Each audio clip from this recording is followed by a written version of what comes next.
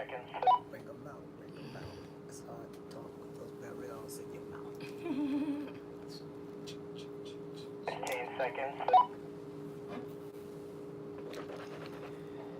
10 seconds. We up in this camera. 5, 4, 3, 2.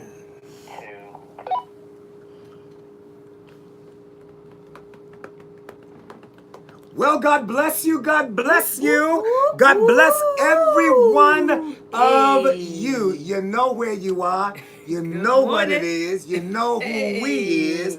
This is the day that the Lord has made. We are rejoicing and we are extreme. We happy. Glad in We're extremely glad in it. You know, that's the way the young people talk about girl.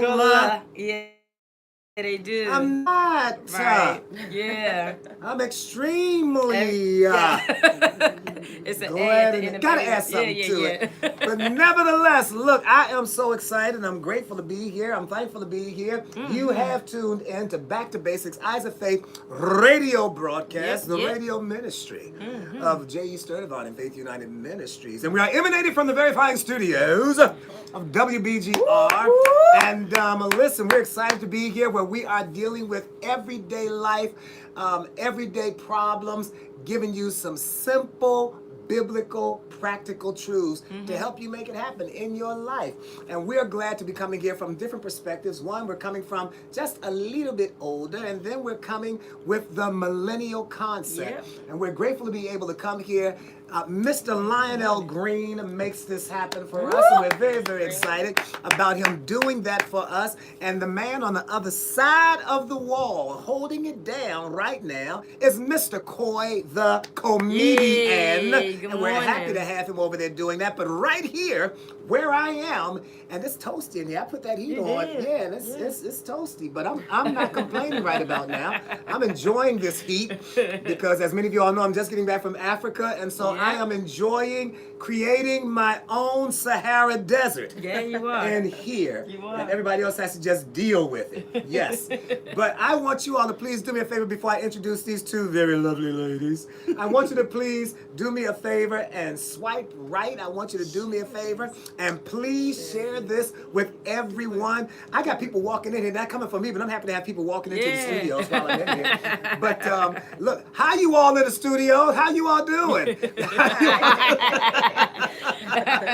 So we got people coming into the studio. We're happy to have them there. But listen, I'm glad to see some of you all come on right now. I see my daughter Regina Robinson is on here. Thank you so very, very much, Deidre Clark. I saw you on there. My daughter Wanda Briscoe. I saw you on there. And everybody's coming on my Facebook page as well as on YouTube page. Thank you so very, very much. And of course, WBGR family, we're always glad that you are, you know, this audience is picking up. I've been watching the numbers that are coming up on the WBGR family, and that's big stuff. That's big stuff because we're getting ready to do some more big things. But listen, on the left of me, you know who she is. I'm glad to have her right here with us. I love her because she's my daughter, but I hate her because she can constantly do these different things with her hair. And I hate on anybody, number one, that has hair. That's and I'm just being honest because I'm not going to go to hell for being a hypocrite, lying and telling people that I love them when I've got haterade going on. Don't need no hateration, toleration. See? See? So that's why I'm hating on my daughter. I love her. Number one, I'm hating because she's got the hair and I don't have any. So that's my first issue. My second issue is that she's got the glasses to match the hair. So I've got a couple of things working on me today that's causing me to have a lower level of my high level of love for you. But you know, even when it comes down, it's so up there till I can still love you to the moon and back. What? I like it. Come on, talk to the people. Hey, good morning. I knew that would wake you up. So funny. Good morning, guys. I'm so excited to be here. You know, I just started reading it for the second time. I'm really gonna finish it this time though. Come on. Learning to soar. Uh-oh. I'm facing some life challenges. But Oh my God! I hope That's you good guys stuff. got this book because it Y'all really, better have it. You it better really, have this really, book. really is like that. It's like that. She says she's reading it I had to again put for it the on first book. time. Reading it in for the first time. I'm reading it again for the first time. Go ahead. Yeah, so make sure you get that. I had to put that plug in. And then one more plug.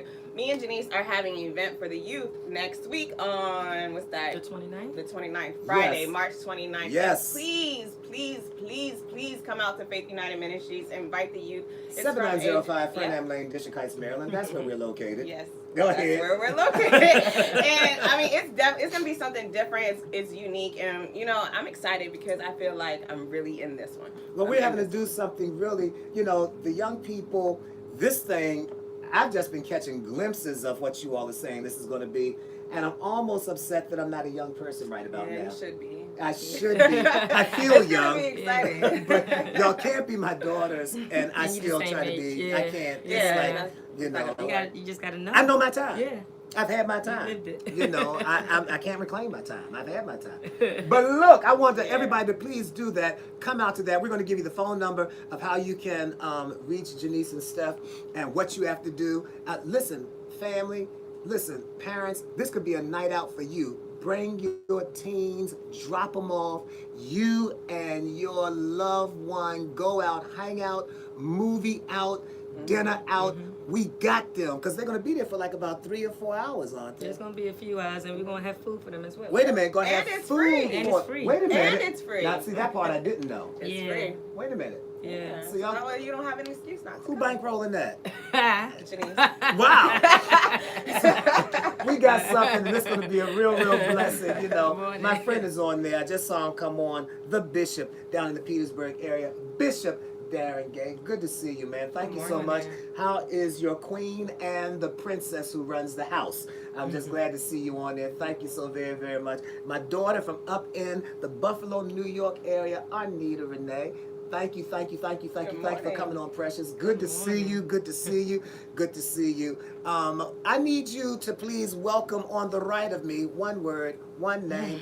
All she needs is one mic, one mic, one mic. Here she is, Josie on. Hey, good morning, everybody. Hey. WBGR and Facebook and Yeah, YouTube. yeah, Hey, see good all y'all. morning. Right, we are excited. We here. Y'all already know what it is every week. We Every here. week. Same time. We giving you Yes. some basic principles and teachings that can help you with everyday life, as Pastor Everyday, stated. everyday life. And everyday life. But we are excited. I do understand that this broadcast, it could be challenging because it does have you face real life issues. Yes, I mean, it even does. if you don't even want to, You don't. and you don't even want to look at it, Yes.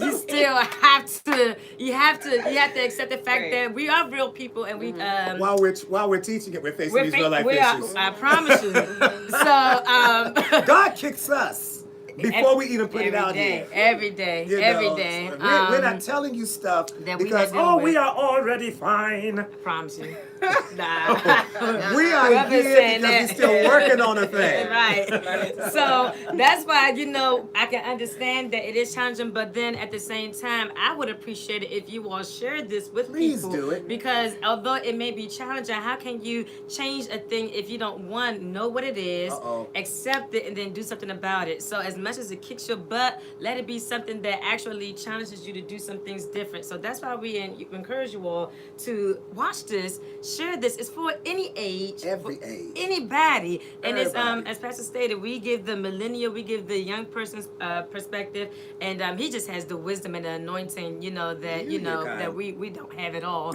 But yeah, so and while I'm on this tip, as far as just tuning in, if you're not following Pastor Sturdivant on his personal landing page, you have to go on there because, you can see his sermons that he's preached. You can know what he's doing as far as events that he's a part of. Please go to www.jesturdivantministries.com and you can see his YouTube where you can see all of us on here. I know Facebook you only see 2 of us.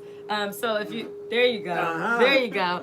So you can know what's going on, and if you want to purchase the book, like Steph stated, she mentioned as far as the books. If you want to purchase these books that he has written, please go on his landing page. He talks about the books. He has a writing up of the books, and you can do that. Select it, and we will ship it out to you. We will ship it out to you. I will eat that cost. He will. And I'll autograph it to you. He will. Look, let me tell you, I see some other people coming on here. My daughter, Kim George, my Trinidadian she was daughter. way out the look, country. she was over She there was in living her Trinidad. good life. No, she was living her best life. I was like, I want to go. Look, I was getting ready to pull my guns out. Yeah, some outfits. They're You cute. see her out You there? look cute, girl. You She look was cute. out there. I said, girl, got your body out there like that. Let me find out. I said, I'm going to have to. Did you know she's a twin? I saw that. I'm like, I girl, saw that. what? Yeah. Really? But it's a wonderful thing. She was living her best life, you know. Bishop Darren Gay, that's her pastor. So, okay. Bishop, I just want you to know that your daughter, my niece, was out there in Trinidad with, that was not a godly bathing suit. But I'm telling you, she was looking so cute. Oh my God, she was out there for family. I know. And was having her fun. She was out there with her cousin, her dad, everything out there. Nice. Saw her out there. Saw my daughter Tracy Jefferson from out there in Chicagoland. Good to see you out there. morning. Appreciate you for coming on. Everybody that's coming on, I thank you so very, very much. Thank you. I see you, Tiana Andrews. Thank you for coming on. Thank you, thank you, thank you. My daughter talked to you for a long time last night, girl. Tashelle from up there in Albany, New York. That's my daughter. I love her so very, very much. Glad to have all of you all coming on. You all are wonderful, wonderful people. I'm ready to get into this Let's do teaching. it. I want to do it. Oh yeah, and in the very near future we're going to have a special guest coming on, and he's going to drop stuff that's going to just mess up everything relationally. Look forward to it. He's going to do it. We're going to tell you about it. It's a surprise, but we're going to tell you about it in the very, very, very near future. Follow me on Facebook. Follow my landing page, because we're going to have some flyers announcing this individual and bringing them on this broadcast. Well, as you know, there is my niece. There's your sister, Michael Maddox. Hey. She is there all the way love. from the UK. The Good UK to see in the you. house. She was down in Texas not too long ago. I saw that. Yeah, but they didn't even fly through DC Yeah, way. she didn't even tell nobody that she was in the States though. Nah, she just came and went to Texas, hanging out with the Laytons and everything, and didn't even, holler at us. But we Right. still love you. I'm still coming. I'm still coming, whether I'm invited or not. Right. I'm just gonna show up there and be in the UK. But we thank God so much for everyone that's on. Now, we have been dealing over and over again over the past few weeks. We have been talking about the whole concept of the family dysfunction, the dysfunction of the family. And last week, when we were on, I was just getting back from Africa and was still jet lagging, but my daughters told me that I was coming, being a heavy hitter. But, we were just dealing with what parts did we play or do we play in the actual dysfunction of the family. We have perfected pointing out what's not right about our families. We've perfected it, so-and-so does this, and so-and-so is antisocial, and so-and-so don't never come around, and so-and-so, when they come around, they always nasty, and so-and-so. But the question is, what part do I play? Because here's what you have to understand, is that if there is a dysfunction in the overall family, the family is made up of individual people. So if there's a dysfunction in the family, then that means that individuals have perpetuated, they have carried out various things that either enlighten, exacerbated, or enhanced the very dysfunction that we're saying that we hate. The thing that we're saying that we hate the most about our family, we are sometimes the ones that are either directly or indirectly, by our actions or our lack of actions, keeping the thing going. But it is easier for us to pull out this very powerful weapon that we talked about a week or two ago, that we like to use 5 letters in this one word. That is the weapon that we use to try and deflect the parts that we play to be on somebody else, so that they have to do the changing and we don't. And that 5-letter word that we love to use as a weapon of protection, but is a weapon of mass destruction when it comes to the unity of a family or the relationship strength between a man, a woman, your BFF, your child, your parent, whatever, is this one word. That word is blame. Man, we love that word, blame. Blame is a word that we use. It protects us. It covers us. It puts the other person on the defense while we put ourselves on the offense to attack them.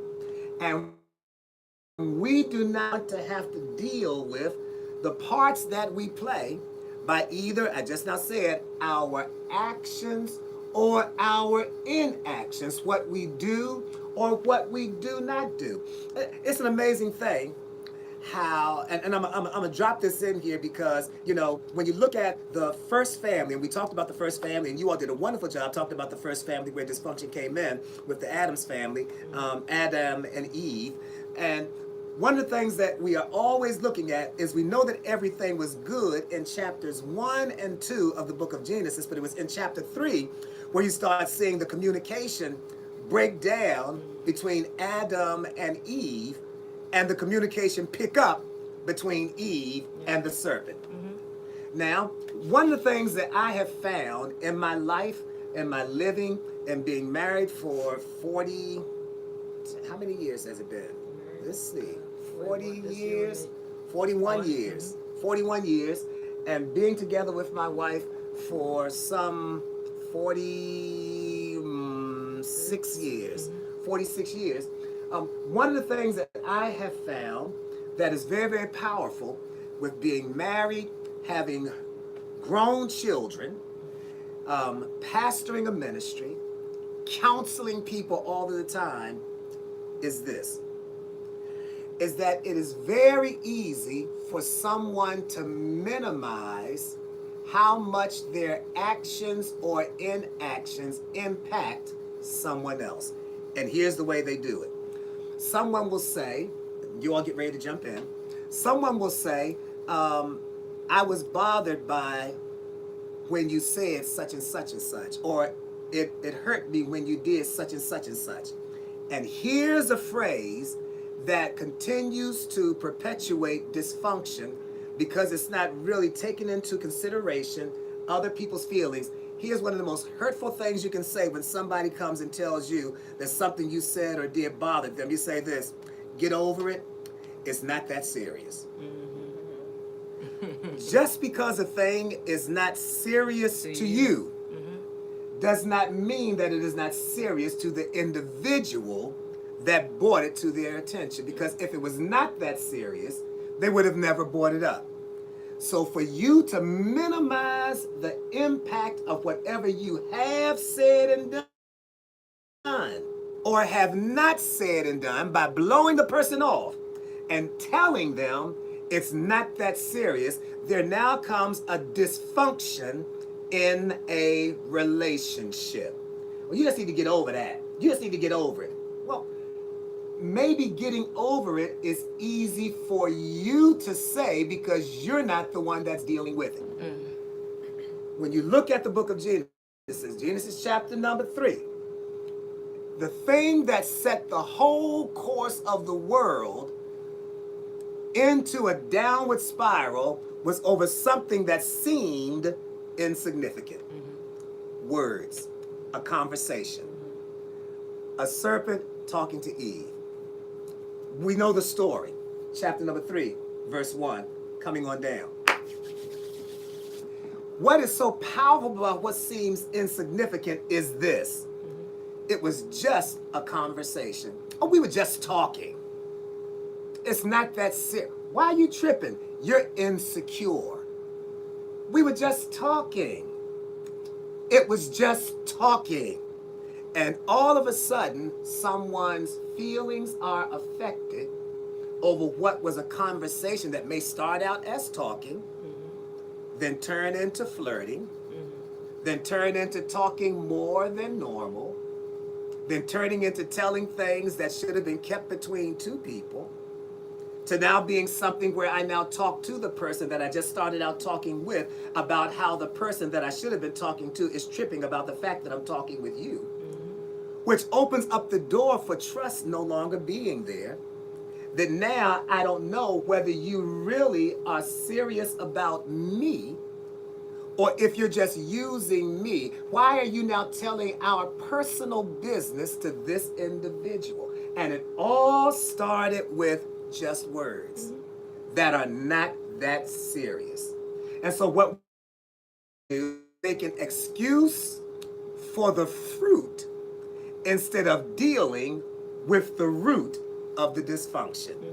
We try to now blow off what happens as a result of what seemingly was little, rather than dealing with what made me think that I could have this conversation without consulting you in the first place. Because the most innocent thing that a person can do is speak.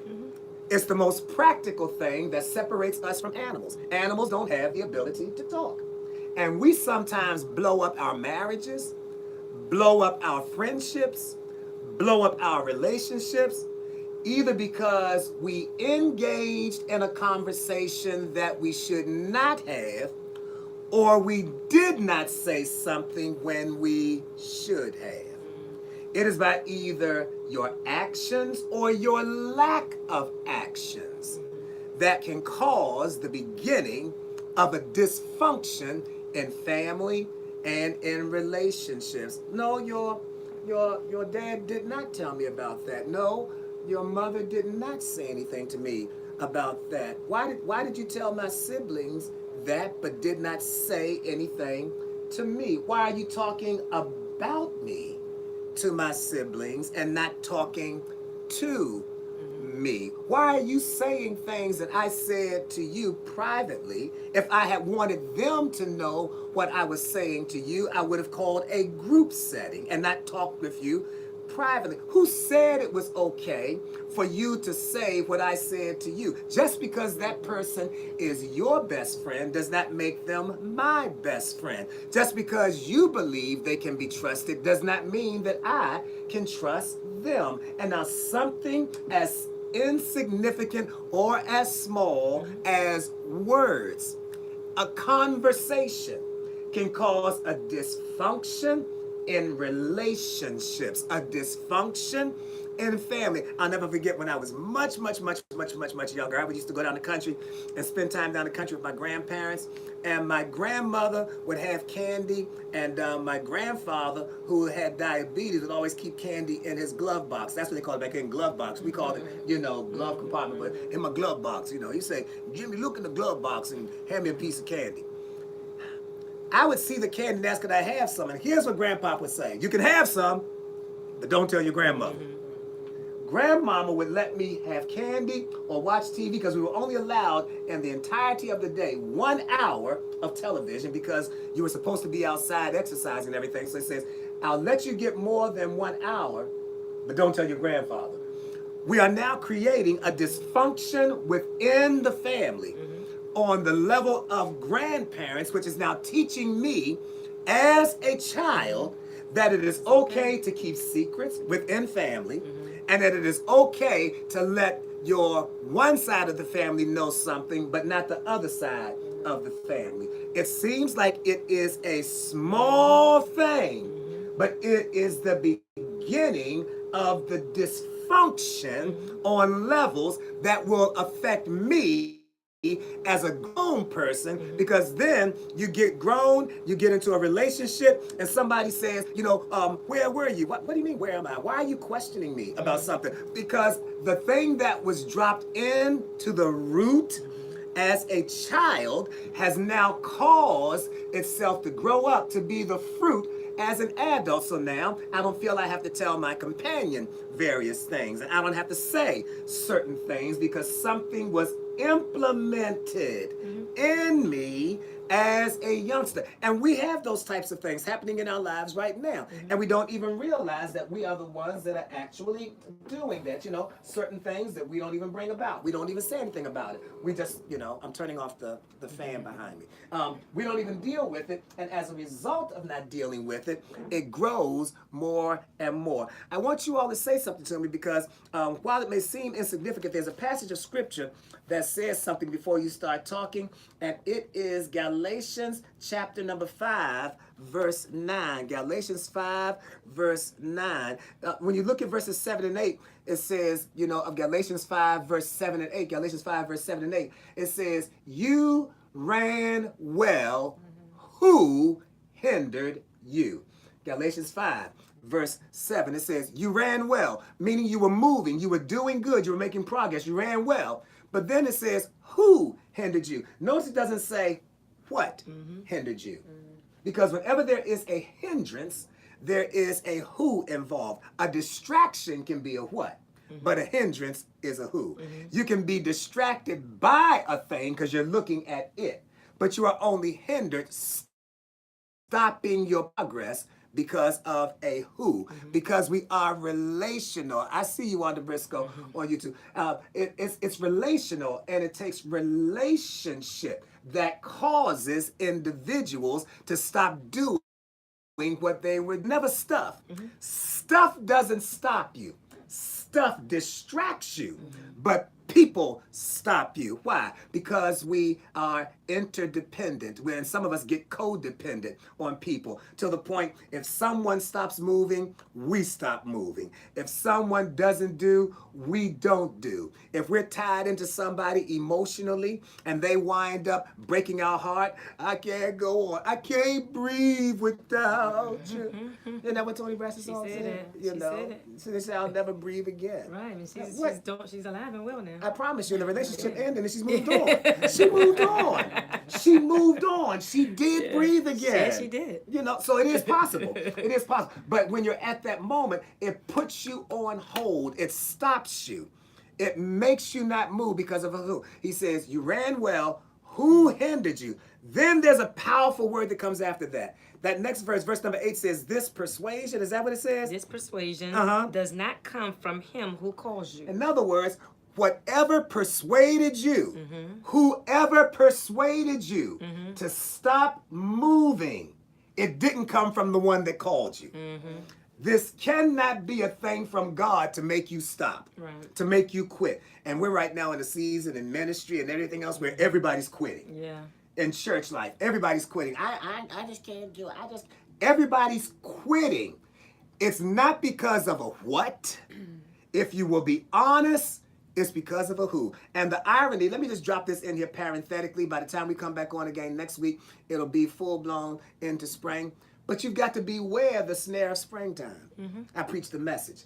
I preach the message. You've got to beware of when springtime is coming. You start throwing off inhibitions. You don't even realize you're doing it. But you do it subconsciously as you're getting ready for springtime. You're coming off the high of your new year. You're coming off the high. I've been fasting.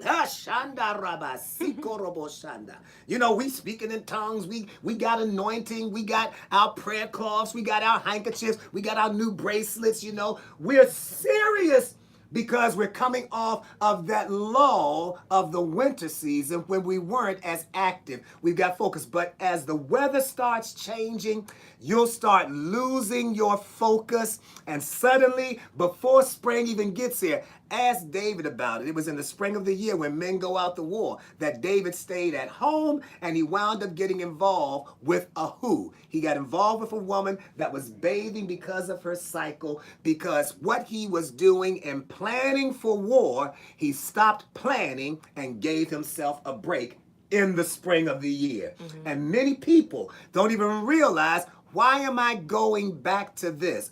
Why is this happening? And we tell ourselves, I'm all right. I can handle it. But read what that says. It says, this did not come from the Lord. Then he makes a statement in verse number 9 of Galatians chapter 5. And what does he say? A little leaven leavens the whole lump. Wow. A little leaven leavens the whole lump. Notice that he didn't say leaven. He says a little.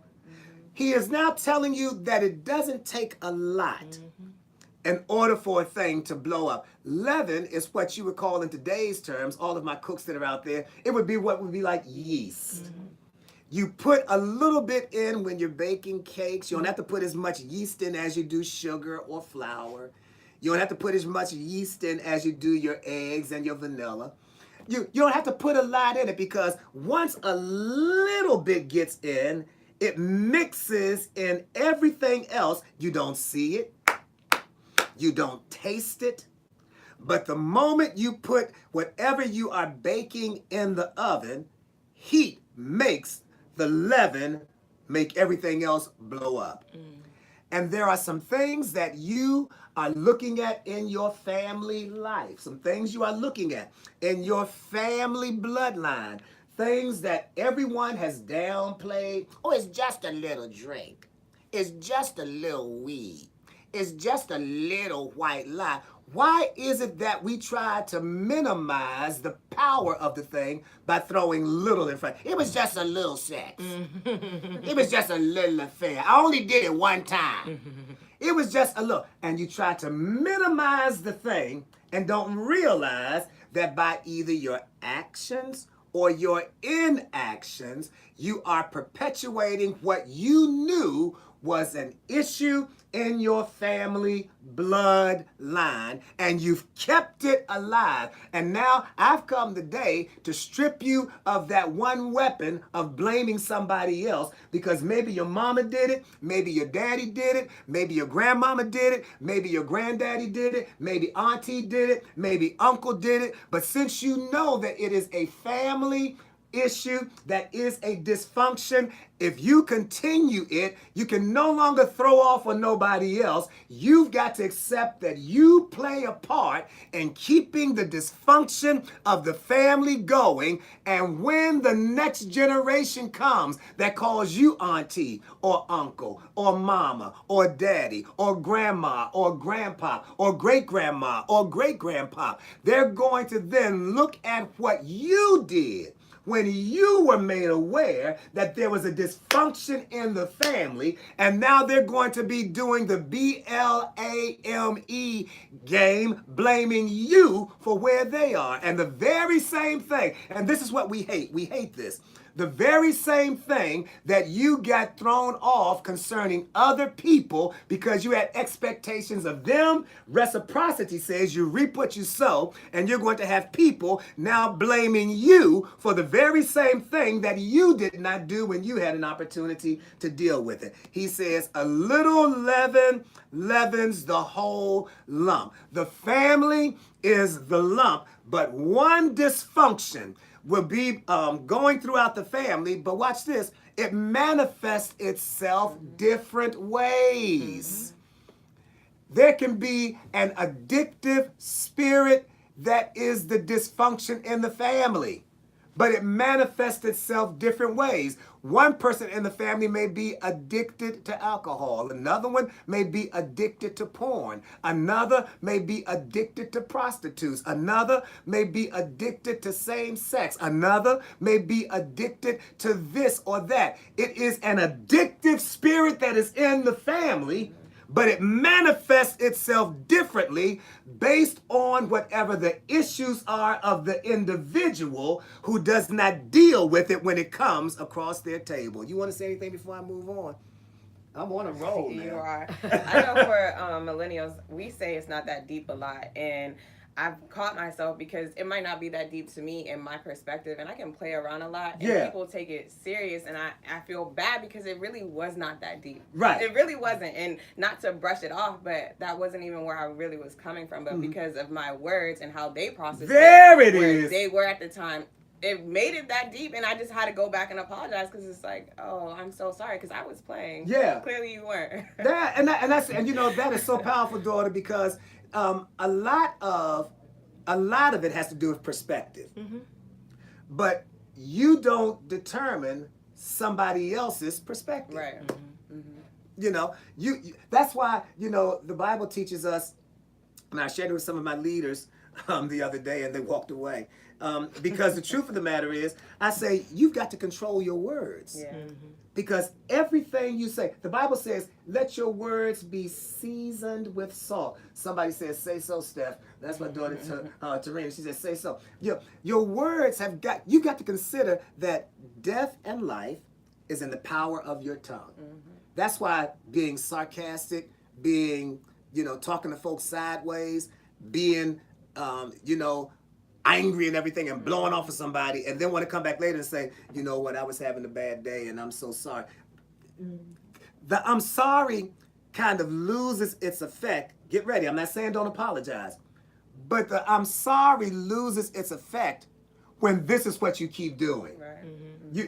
You can't say, I'm sorry, I was having a bad day, when you do this every day.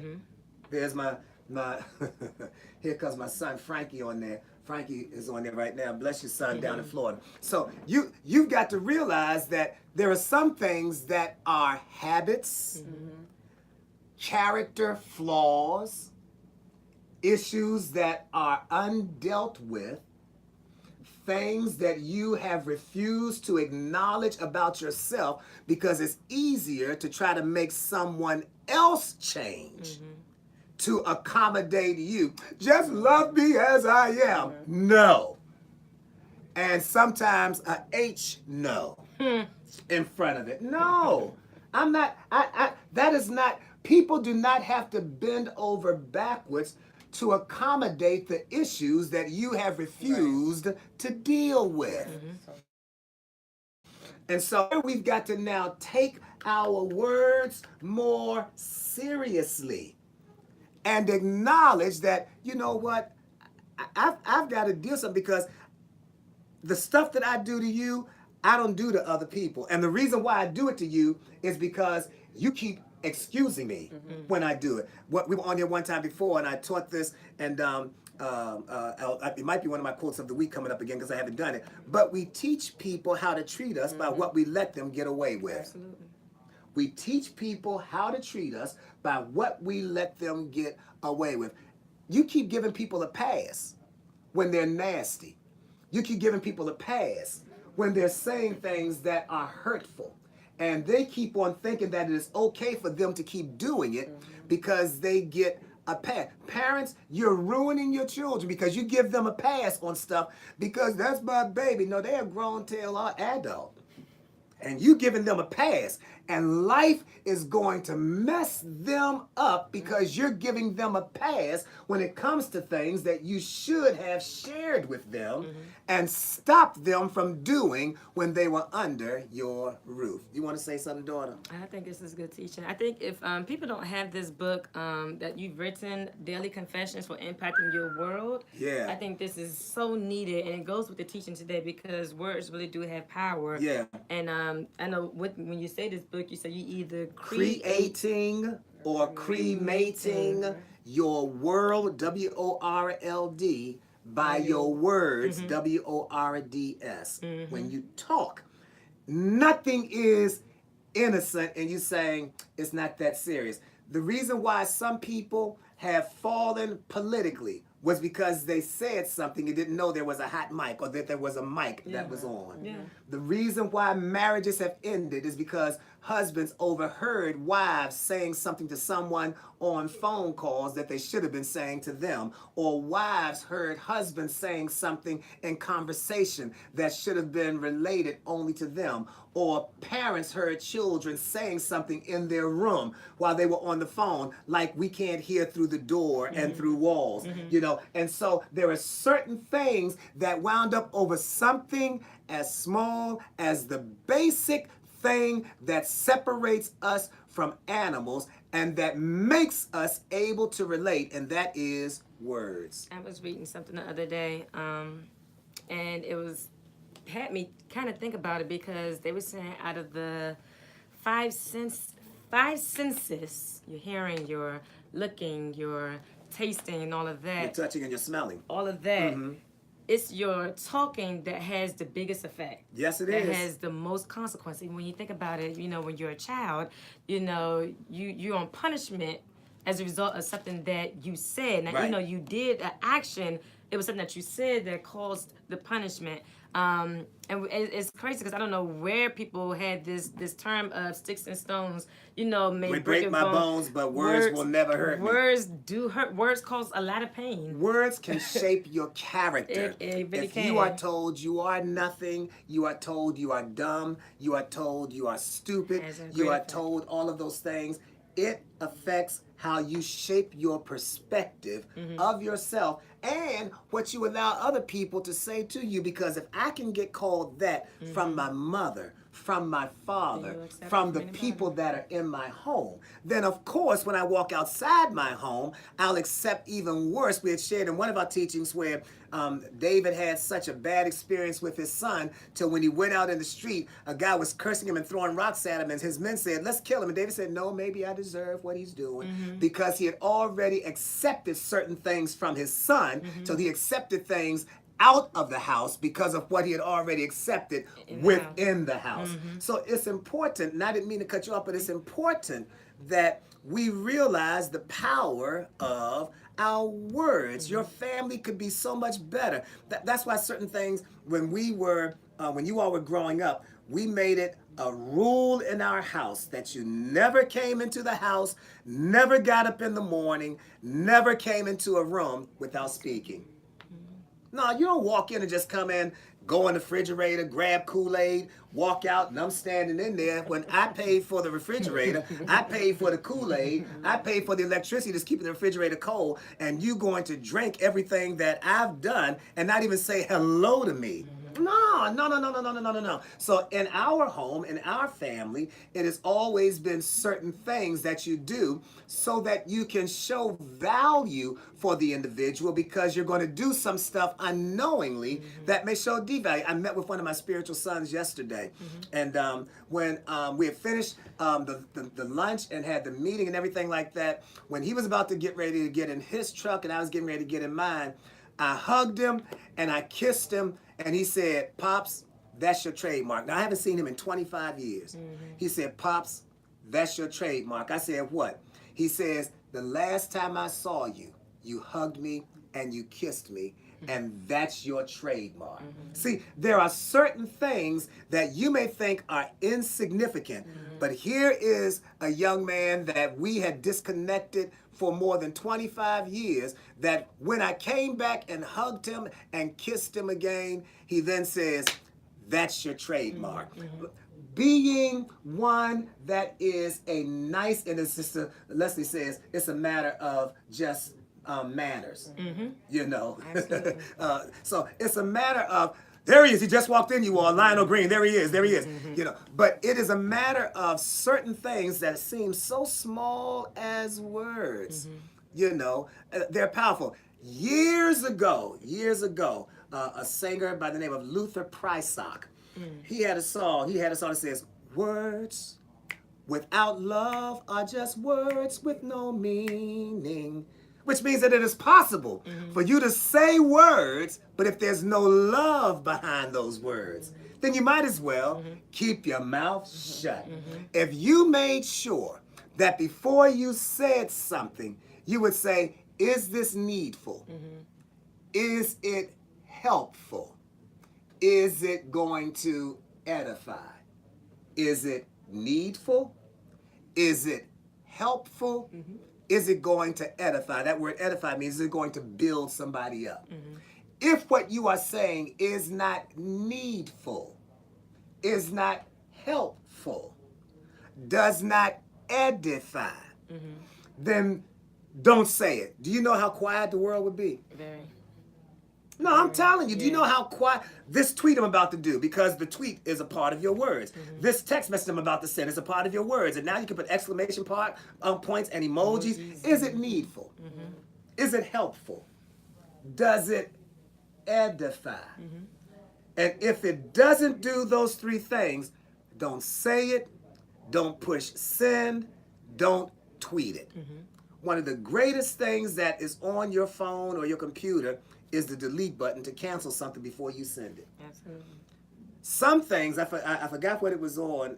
It says that, I was on an email, and I was going to erase it, and it has on there, like I get about 10 or 15 seconds where I can undo what I am about to, that transaction, if I wanted to change my mind. You sometimes need an undo button on your mouth. Yeah, really. You know, it's like, say that and then before it has any effect, you get 15 seconds to undo it. You know, and it comes back in your mouth or something. Yeah. You know, because we have hurt people by either what we have said or what we have not said. Well, you want to say anything else before I go to this next passage of scripture? Go ahead. Okay. I thought it was interesting when I was looking at that Adam part. I shared with you all this, not by what you necessarily do, but sometimes what you don't do. Listen, the whole time Eve was talking to the serpent, Adam was there. The Bible says, well, read verse number, Steph, I'm gonna let you do, because I'm taking Janice to do my Song of Solomon. Read verse number 5 and 6 of Genesis chapter number 3, verse 5 and 6, Genesis 3. For God knows that in the day you will eat of it. And now here's this talking to Eve. Eve. She's having a talk with the devil, if I can put it in blunt terms. Go ahead. For God knows that in the day you will eat of it, your eyes will be open, and you will be like God, knowing good and evil. Yeah, you're going to be just like God. Now, we already know in Genesis chapter 1, verse 26 and 27, God has already made them in his own image and his likeness. So she didn't have to fall for the okie doke that you're going to be like God. She could have said, duh, I already am God. Right. I am. But because of just the sheer innocence of the conversation, this thing opens up. Read the next verse, please, Steph. So when the woman saw that the tree was good for food. When she saw that it was good, she saw that it was good for food. Lust of the flesh. That it was pleasant to the eyes. Lust of the eye. And a tree desirable to make one wise. The pride of life. The very same three things that Jesus was tempted with in the wilderness by the serpent. Turn these stones into bread. Lust of the flesh. Showed him all of the kingdoms of the world and said, I'll give them to you. Lust of the eye. And then he says, I'll do it all if you bow down. The angels have charge over you. Go on and jump, and they'll come and help you before you dash your foot against a stone. Pride of life. The same thing. The devil only has three desires: to steal, kill, and to destroy. And he only has three weapons to do it: lust of the flesh, lust of the eye, the pride of life. He does those same three things because God the Father, God the Son, and God the Holy Spirit made man in his image, Trinity. The enemy was there, and he knows that God works in Trinity. That's why the Bible tells us when Paul writes, now abides these three: faith, hope, and love. But the greatest of these is love. There were three crosses up on the hill called Calvary. He knows that God works in threes. Kill this body, destroy it in 3 days.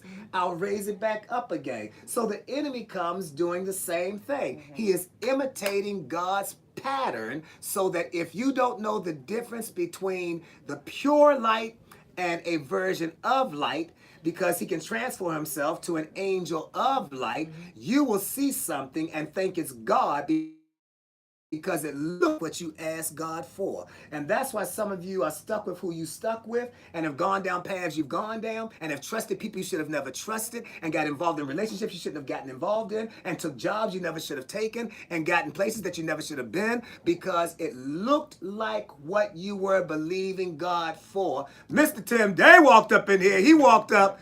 It looks like what you were believing God for, and if you don't have enough discernment to know the difference, then you will be beguiled, fooled, hoodwinked, bamboozled by the enemy. It says that, he says, is this really going to happen? And when the woman saw that, read that one again, Steph, because I want to get to that last one. It says, when she saw what?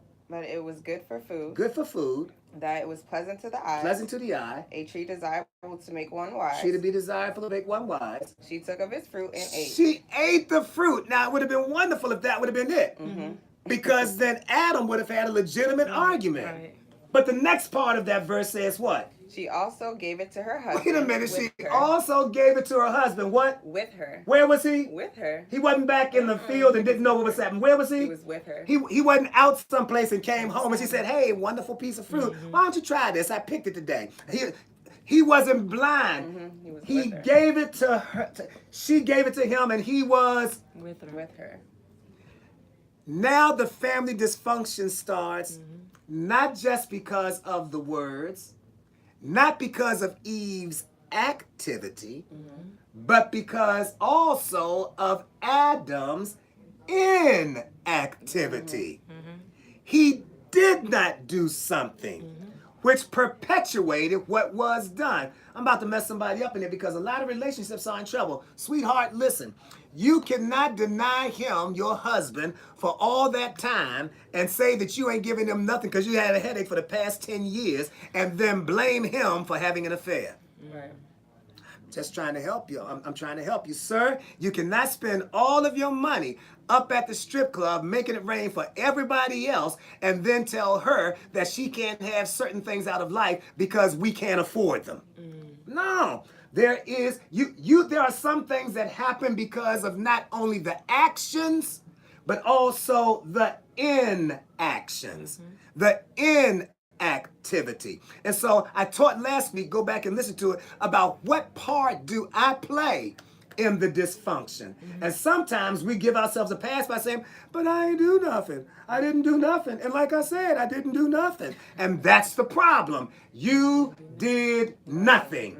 And your doing nothing is what set the atmosphere for the enemy to do. So, see, I ain't getting no hearts, no thumbs, I ain't getting no faces, I ain't getting nothing now. As Denise said before we got started, this is some difficult teaching right now because now we're getting to the point where you can no longer blame the individual in your family for what they did. The question is, what did you do? When you saw them laying out stinking drunk and wrecked 3 cars, or you saw them get so strung out until they could not make it, and then you know that that's something that's in your family, and now you start bringing it into your own life, don't holler at them by saying, well, at least I've got control of mine. No, the enemy lets you think you have control until you don't.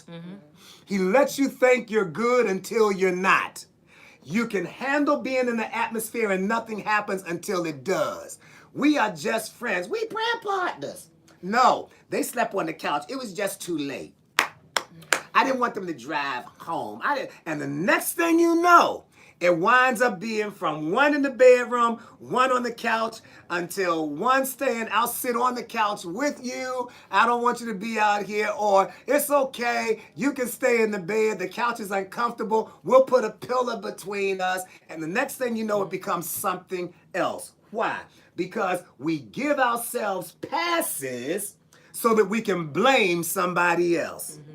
And then the same criteria that we give ourselves a pass on, we blame somebody. Could it be that the reason why you are so hard on when you see somebody going down a path is because that's the path that you have gone down that you tried to act like you never went down?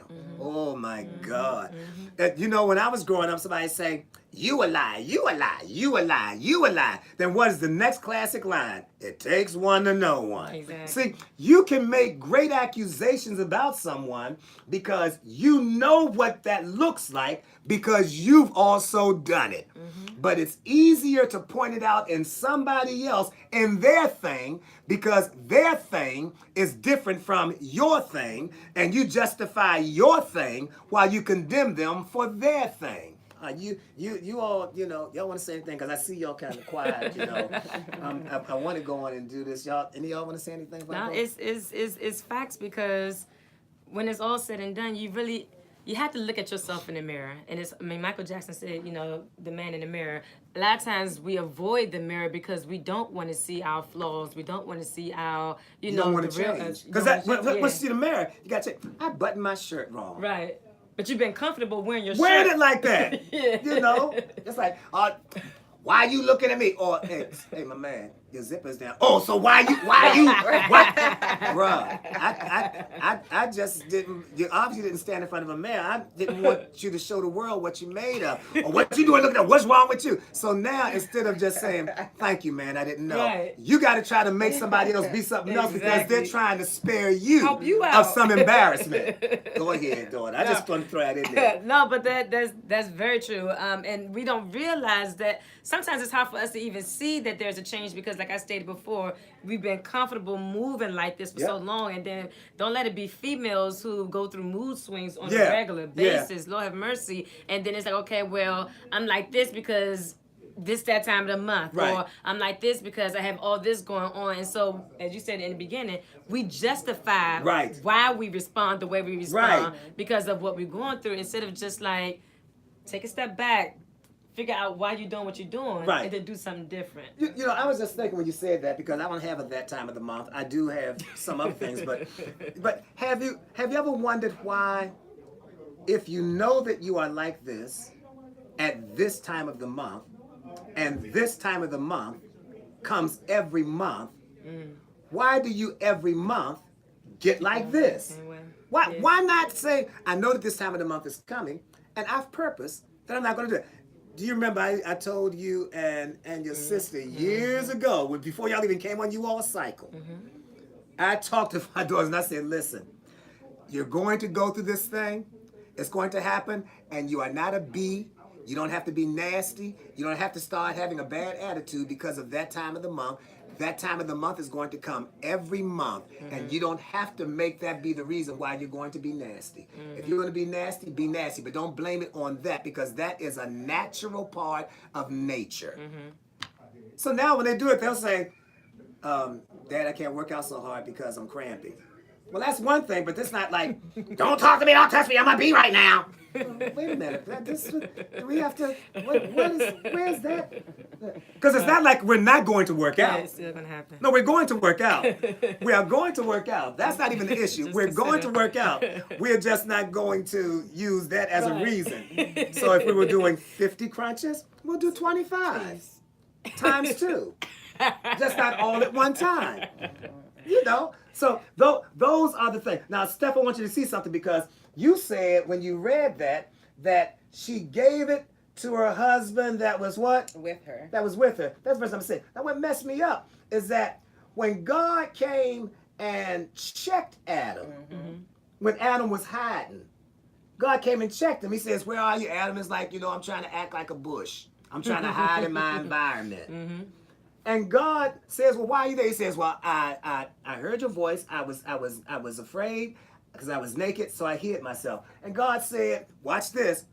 Who told you? You ran well. We gave you that scripture in Galatians 5:9. Remember, your hindrance is never a what? He did not say, oh, some fruit. He said, who told you that you were naked?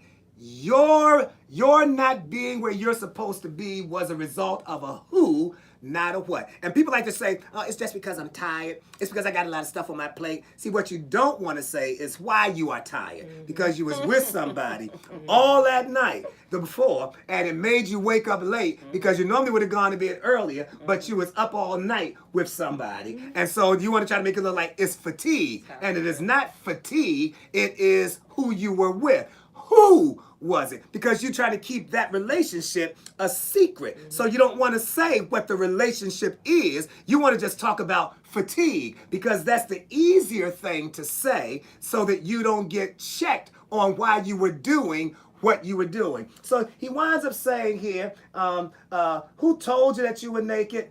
And then God says, have you eaten? Because you know something that you did not know, that you could have only learned if you did what you were not supposed to do. He said, did you eat from the tree of which I commanded you that you should not eat? Now, before I read this next one, Steph, which is the one I want you to read, verse number 12, I want you to get this, is that your conversation will tell who you've been talking to. I can tell from what I teach in our ministry when somebody has been eating from another table of ministry, because they're asking stuff that doesn't line up with the things that we've been teaching. Yeah, let me ask you something, Pastor. I want to ask you a question. Why we got to live holy? And I'm like, well, who you been talking to? Who you been talking to? Because you didn't never have a problem with the concept of living holy, but now because you see other people not living holy and getting away with stuff, do we really have to live holy? Why do we, who you been talking to? Oh no, I'm asking for myself. No, you asking for a friend that's really you, that you're pretending that it's not you. You know. Read what he says, because God says, have you done this, that, and the other, and watch what he winds up saying. Then the man said, the woman whom you gave Look to be with at me. here. Wait a minute. Here is blame now. Right. Here is blame. The woman. Now, here's where my blame is. Number one, I'm blaming her. Right. I'm not going to say I was there. I'm not going to say I took the fruit. I'm not going to say that I did not stop her when she was talking when I knew I should have been covering her and protecting her. I'm not going to say that I never told her, don't talk to the serpent. I'm not going to say I let her go down the road. I'm not going to talk about the part that I played in setting up this dysfunction in the family. Because that 5-letter word, blame, is the rule and the weapon that I'm going to use to try to cover myself while I expose her. And that's what happens when somebody doesn't want to take responsibility. They try to cover them while trying to make somebody else's thing be, well, maybe I did do that, but I'm not a pastor. Maybe I did do that, but I ain't got no title. Well, the Bible doesn't say, this is the Bible for all pastors. And then this is the Bible for all lay members. And this is the Bible for all. No, that's not it. That's not it. Please read what he says there. Read what he's saying. You gave to be with me. She gave me of the tree. Wait a minute. It's the woman.